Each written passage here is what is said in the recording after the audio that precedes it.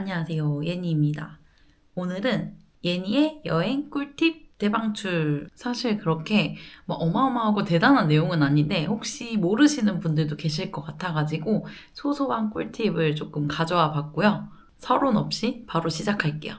첫 번째 꿀팁. 혹시 샵백이라는 어플 들어보셨나요? 여행하시는 분들 말고도 이제 쇼핑을 좋아하시거나 그냥 일상생활에서도 꽤 많이 쓰는 어플인데요. 이용한 금액을 적립해서 환급해주는 그런 어플이라고 생각하시면 되세요. 광고는 아니고요. 제가 조금 써봤는데 괜찮아가지고 가지고 와봤습니다.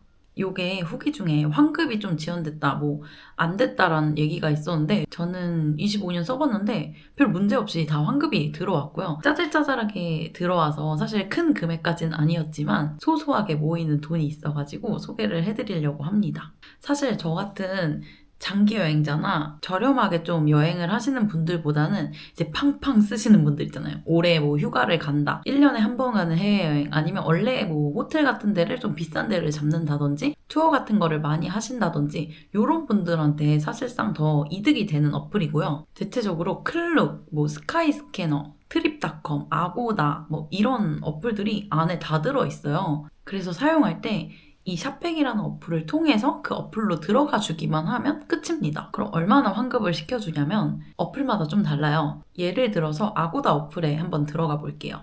아고다 어플에 들어가게 되면 호텔 예약할 때 4.5%라고 지금은 써 있거든요. 이게 뭐 상향 이벤트 이런 거에 따라서 또 달라질 수 있기 때문에 매일 좀 다른 금액일 수 있어요. 항공권은 보통 1% 정도씩만 된다고 하더라고요. 또 안 되는 항공권들도 있으니까 그런 걸 잘 읽어봐야 되긴 하지만 그래도 적립되는 게 어디예요? 만약에 제가 20만 원짜리 호텔을 예약을 했다. 그럼 4.5% 9,000원 정도가 적립이 됩니다. 이게 9,000원, 만 원도 안 되네 이렇게 얘기하실 수 있지만 생각보다 이게 모이면 큰 적립이 될 수 있다는 거. 그래서 아까 말씀드린 것처럼 뭐 만 원짜리, 2만 원짜리 호스텔 가시는 분들보다는 여름 휴가 가가지고 호텔 막 좀 비싼 곳 쓰시는 분들에게 조금 더 이득이 되는 어플이겠죠? 트립닷컴도 보면 공항 픽업이 6%, 이것도 꽤 많이 쓰는 그 시스템 중 하나라고 들었어요. 저는 보통 버스를 타고 그냥 숙소까지 들어가기 때문에 이걸로 제가 이득을 본 적은 없지만 가족 단위로 여행을 가거나 할 때는 한 차를 빌려서 또 숙소로 들어가거나 할 때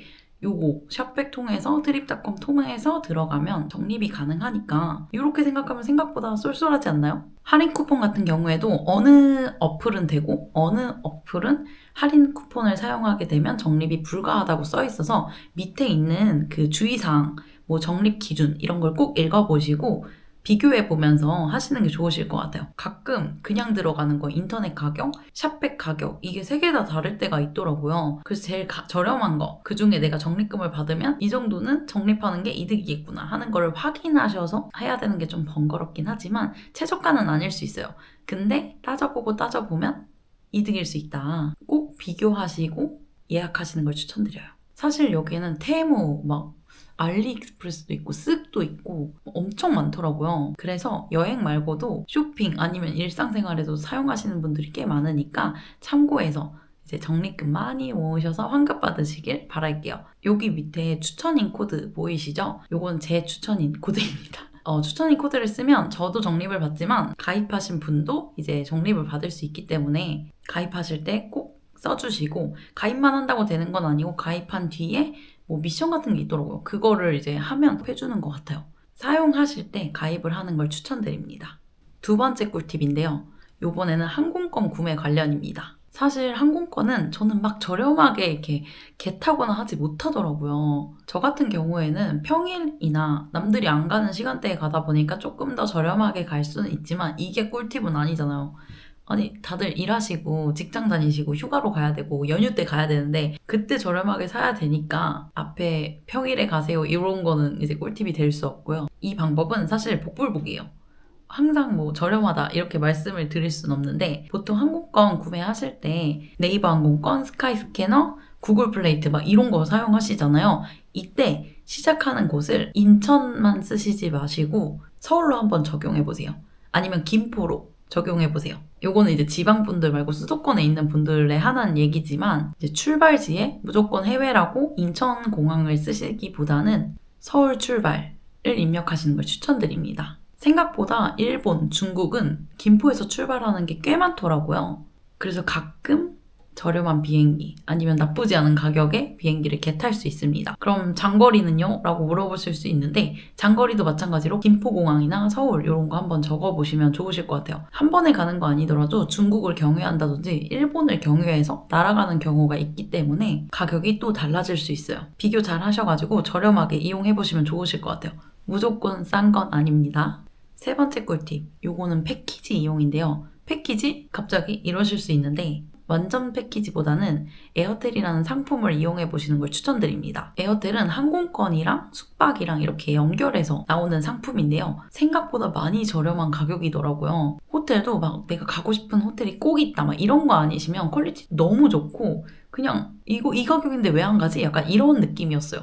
저는 안 가봤는데 제가 안 가본 이유는 저는 장기 여행을 하거나 한 도시에 머무르질 않아서 왔다 갔다 하다 보니까 돌아오는 비행기를 이제 포기해야 된다든지 숙박 기간이 좀 안 맞는다든지 해서 아직 이용을 못하고 있는데 진짜 언제 한번 휴가를 간다 이러면 지금 막 벼르고 있는 중인데 2박 3일, 3박 4일, 4박 5일 이런 식으로 이제 구성이 돼 있는 경우가 많아가지고 이 정도의 여행 기간을 생각하시는 분들께 추천을 드립니다. 아, 그리고 이거는 방으로 잡는 거기 때문에 1인 여행자보다는 2인 아니면 이제 짝수 여행자 분들에게 추천을 드리는 방법입니다.